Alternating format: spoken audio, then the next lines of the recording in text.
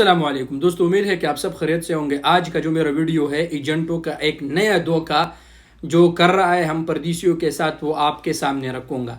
دیکھیے دوستو، اکثر لوگ، آپ کو پتہ ہوگا کہ اکثر ایجنٹ لوگ فردی مؤسسے پہ مثال کے طور پر 4 آدمی لے کے آئے۔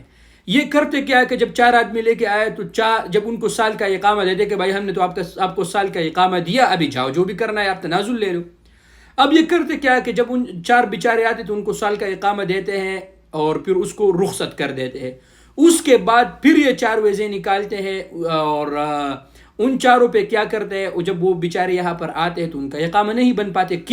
اقامہ کیوں نہیں بن پاتے؟ وجہ اس کا یہ ہوتا ہے کہ انہوں نے آلریڈی 4 اقامے یعنی 4 کرت العمل نکالے ہوتے ہیں، تو اس کے بعد جب یہ دوسرا سال پورا نہیں ہوتا، جب یہ دوسرا تیسرا نکالتے تو پھر اس کا مکتب عمل 9600 آتے اور ویزا والا ان کے ساتھ نہیں مانتا ہے۔